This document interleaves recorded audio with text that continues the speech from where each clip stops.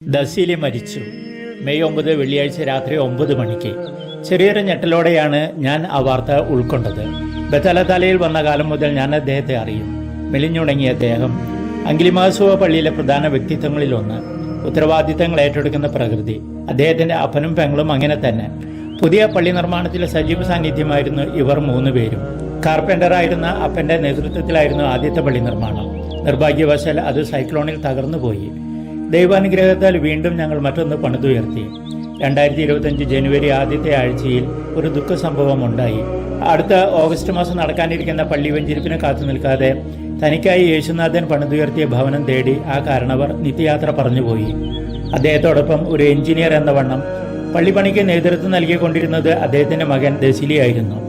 മെലിഞ്ഞതാണെങ്കിലും എപ്പോഴും പാൻസിനുള്ളിൽ shirt insert ചെയ്താണ് അദ്ദേഹം വരിക. നല്ല നർമ്മ ഭാവനയുള്ള മനുഷ്യൻ. ഇതാ ഇപ്പോൾ അദ്ദേഹവും മറ്റൊരു വിടവുണ്ടാക്കി തന്റെ സ്വർഗീയ ഭവനം തേടി കടന്നുപോയിരിക്കുന്നു.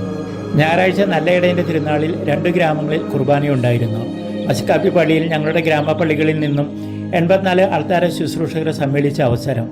സുഖമില്ലാതിരുന്നിട്ടുകൂടി ഉച്ചതിരിഞ്ഞ് ദസീലിയുടെ സംസ്കാര കുർബാനയ്ക്ക് ഞാൻ സമ്മതിച്ചു.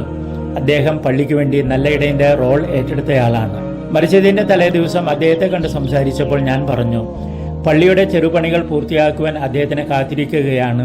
അസുഖം മാറി വേഗം വന്നേക്കണം. അദ്ദേഹം അത് സമ്മതിച്ചു. 2 ദിവസം കഴിഞ്ഞപ്പോൾ അദ്ദേഹം പള്ളിയിലെത്തി നിശ്ചലനായി കിടന്ന് എല്ലാവരോടും അവസാന വെലൂമ വിട പറയാനായി.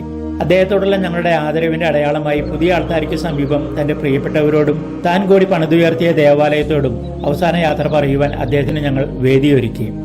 ശവസംസ്കാര കർമ്മങ്ങളുടെ ഭാഗമായുള്ള വിശുദ്ധ കുർബാന ഞങ്ങൾ വെഞ്ചിരിപ്പിന് കാത്തിരിക്കുന്ന പുതിയ പള്ളിയിൽ വെച്ചാണ് നടത്തിയത്. അദ്ദേഹത്തെ തന്റെ അപ്പന്റെ കുഴിമാടത്തിനരികിൽ തന്നെയാണ് സംസ്കരിച്ചത്. മുൻപ് മരിച്ചടക്കപ്പെട്ട അവരുടെ അമ്മയുടെ ഭൗതികാവശിഷ്ടങ്ങളും തങ്ങളുടെ അരികിൽ അടക്കപ്പെടുവാൻ ബന്ധുക്കൾ എടുത്തുകൊണ്ടുവന്നു. അവർ ഒരു കുടുംബമായി ഇവിടെ അന്തിയുറങ്ങുന്നു. നല്ല ഇടയൻ തന്നെ പിന്തുടരുന്നവർക്ക് വേണ്ടി തന്നെ ബലിയർപ്പിച്ചവനാണ്.